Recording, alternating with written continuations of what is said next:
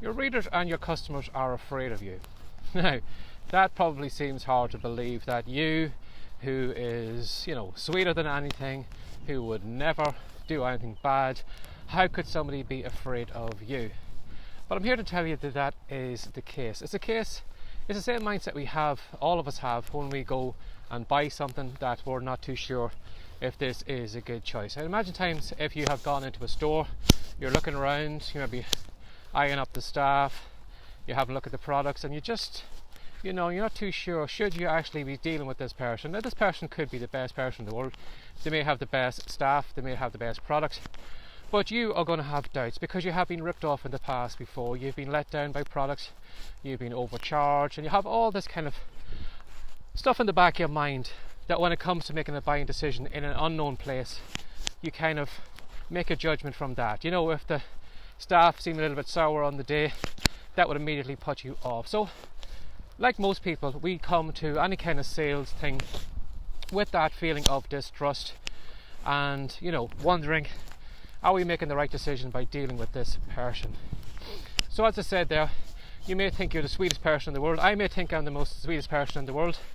I may think that, why would anybody think I would rip them off? Or why would I think anybody would, not want to deal with me or not want to buy any of my products? But it's because somebody is coming to me who maybe has no dealings with me at all, and they're coming to me with this mindset or all this baggage from previous sales. So it's up to you to quell those fears that buyer has or that reader has by showing that you are trustworthy, by showing that you are someone who can deliver a good product, by showing that you are somebody that they can rely on. So you're probably wondering, well, how can you do that? How can you, make somebody comfortable like that? How can you put them at ease so they have no problem clicking on the buy button or, buying something in your online store? Now, one of the ways to do that is just something that I'm doing here at the moment, is speaking to a camera. Now, you mightn't think this is much, but at the end of this video, you are going to come away from this video knowing a little bit about me. You're going to know my accent, you're going to know what I look like with and with glasses.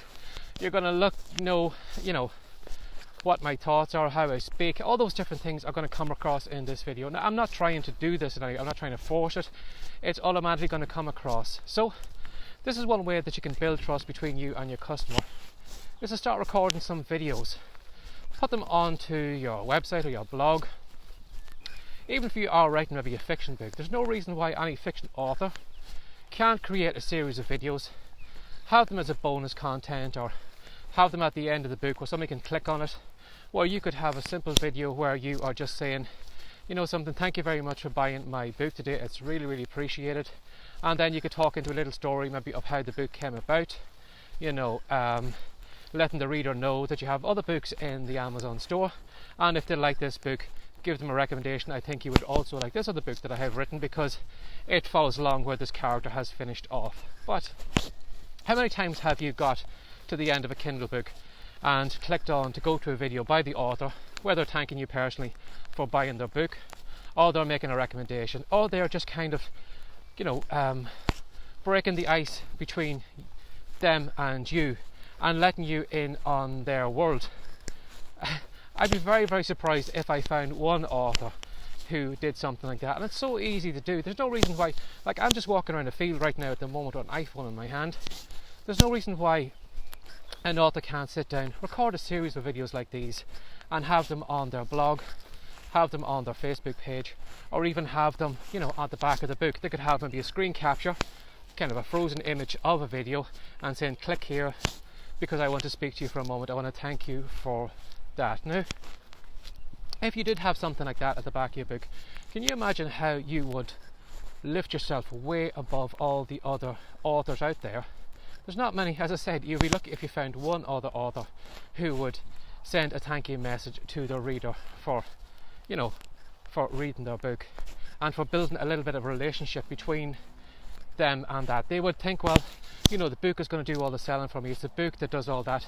But at the end of the day, it's not books that actually we buy from, it's authors, it's people. It's when you do go to a store, you probably go to a certain store, not because that store probably has the best product, but because you like the person. There could be a ton of garages in your town, there could be a ton of stores, there could be a ton of whatever it is, but there is one particular person in that niche that you will go to because they make you feel comfortable, they are warm, they're inviting, and they feel trustworthy. So, as I said, you don't buy books, you buy from people, and the more you are come across as being trustworthy, warm, and all those different things, the easier it is going to be for you to sell to those persons in the future. So think about doing something as simple as that. Just have a thank you video at the back of your book, and again, just speaking to camera like I am, thanking that person for buying your book and for maybe recommending another book that they would really like, or maybe just going into a little story of how you actually wrote this book,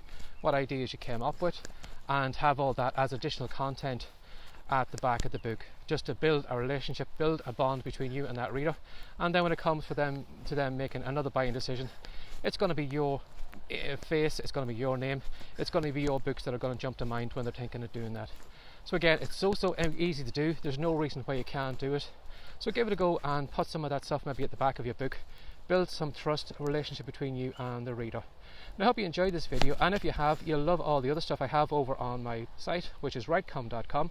That's WRITECOME.com, and you'll find all the content, and you'll also find a lot of courses on self-publishing, on coming up with storylines, and how to do promotion, and all the good stuff when it comes to selling your books. So as always, thanks for sharing your time again today, and take care and have a great day. Bye bye.